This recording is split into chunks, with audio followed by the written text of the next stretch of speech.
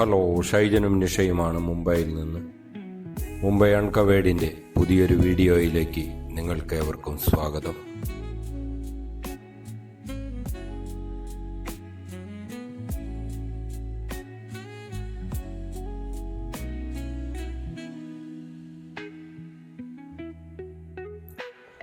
ഞാൻ ഇന്ന് നിങ്ങളെ പരിചയപ്പെടുത്തുന്നത് മുംബൈയിലെ ചോർ ബസാറിനെ കുറിച്ചാണ്.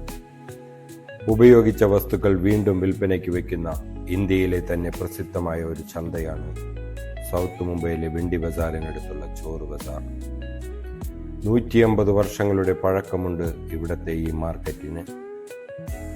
ഉപയോഗിച്ച വീട്ടുപകരണങ്ങൾ, വാഹനത്തിൻ്റെ സ്പെയർ പാർട്സ്, തുണിത്തരങ്ങൾ, ഷൂകൾ, ഇലക്ട്രിക് ഉപകരണങ്ങൾ തുടങ്ങി അമൂല്യമായ പല ആന്റിക് വസ്തുക്കളും ഇവിടെ നിന്ന് വാങ്ങാൻ പറ്റും.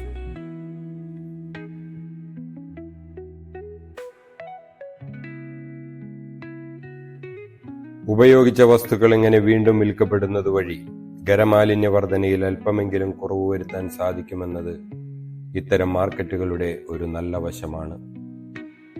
വിൽക്കുന്നയാൾക്ക് ആവശ്യമില്ലാത്ത ഒരു വസ്തു ചവറ്റുകൊട്ടയിൽ കളയാതെ മാർക്കറ്റിൽ വിൽക്കാൻ പറ്റിയാൽ ഒരു തുക കിട്ടുമെന്നതിനു പുറമെ അത്തരം വസ്തുക്കൾ വാങ്ങാൻ ആഗ്രഹിക്കുന്നവർക്ക് ചെറിയ കാശ് കൊടുത്ത് തങ്ങളുടെ ആവശ്യം കരസ്ഥമാക്കാൻ പറ്റുമെന്നത് ഇത്തരം മാർക്കറ്റുകളുടെ ഒരു പ്രത്യേകതയാണ്.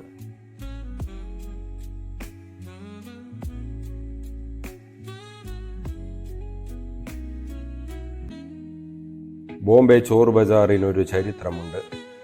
ബ്രിട്ടീഷ് ഇന്ത്യയുടെ വൈസ്രോയി വരെ ചെന്നെത്തുന്ന ചരിത്രം.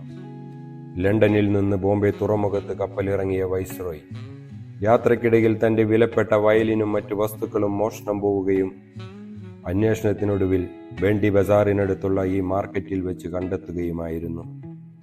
അന്നു മുതലാണ് ഈ മാർക്കറ്റ് മോഷ്ടിച്ച വസ്തുക്കൾ വിൽക്കുന്ന ചോർ ബസാർ എന്നറിയപ്പെടാൻ തുടങ്ങിയത്. അതല്ല, എപ്പോഴും കലപില ശബ്ദമുഖിലമായ ഷോർ ബസാർ എന്നത് ഇംഗ്ലീഷുകാരുടെ ഉച്ചാരണത്തിൽ ചോർ ബസാർ ആയതാണെന്നും പറയപ്പെടുന്നു.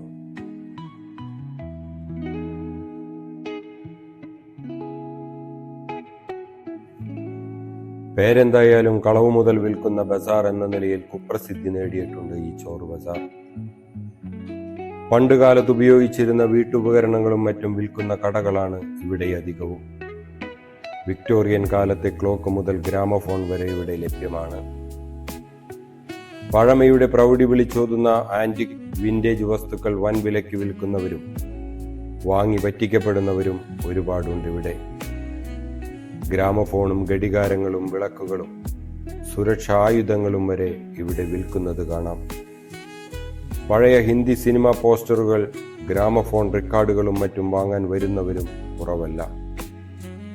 വാഹനങ്ങളുടെ സ്പെയർ പാർട്സും ഉപയോഗിച്ച തുണികളും ഷൂസും തുച്ഛവിലയ്ക്ക് വാങ്ങാൻ വരുന്നവരും കുറവല്ലവിടെ.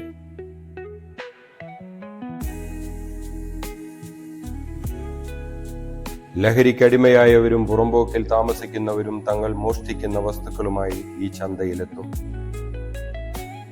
ആരാധനാലയങ്ങളിലും പൊതുസ്ഥലങ്ങളിലും വച്ച് നഷ്ടപ്പെടുന്ന ഷൂസും മറ്റു സാധനങ്ങളും നഷ്ടപ്പെട്ടവർ 1 മണിക്കൂറിന് ശേഷം ചോർ ബസാറിലെത്തി തങ്ങളുടെ മുതൽ വീണ്ടും പൈസ കൊടുത്ത് വാങ്ങേണ്ടുന്ന അവസ്ഥയും ഇവിടെ ഉണ്ടാകാറുണ്ട്. വില കുറവിന്റെ പേരിലും അമൂല്യ വസ്തുക്കൾ വാങ്ങാൻ സാധിക്കുന്നതുകൊണ്ടും ചോർ ബസാർ ഷോർ ബസാറായി നമ്മുടെ ഇടയിൽ നിലനിൽക്കുന്നു.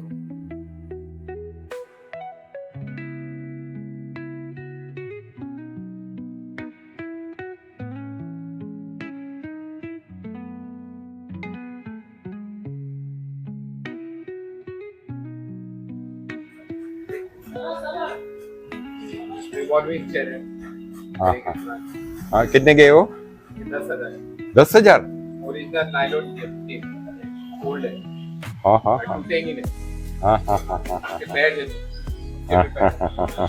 ये कितना साल पुराना रहेगा? ये 100 साल पुराना। 100 साल पुराना है। ये टूटेंगी नहीं, बैठ के अच्छा, वापर के ഇരുന്ന് ये खासियत है। 100 വർഷം പഴക്കമുള്ള ചെയറാണ്. അത് 10,000 രൂപയാണ് പറയുന്നത്.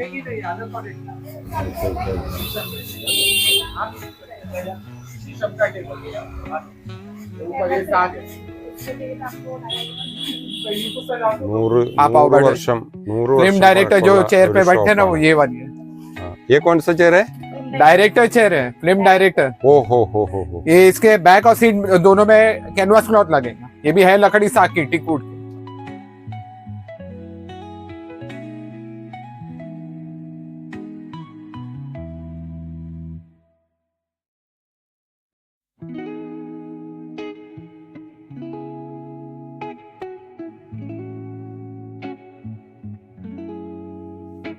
വെള്ളിയാഴ്ച സ്പെഷ്യൽ ചന്ത ദിവസമാണ്. രാവിലെ 4 മണി മുതൽ സാധനങ്ങൾ വാങ്ങാനും വിൽക്കാനുമുള്ളവരുടെ തിരക്കായിരിക്കും. ചെറിയൊരു വാഷർ മുതൽ ഐഫോൺ വരെ എന്തും നിങ്ങൾക്ക് ഇവിടെ നിന്ന് വാങ്ങാം.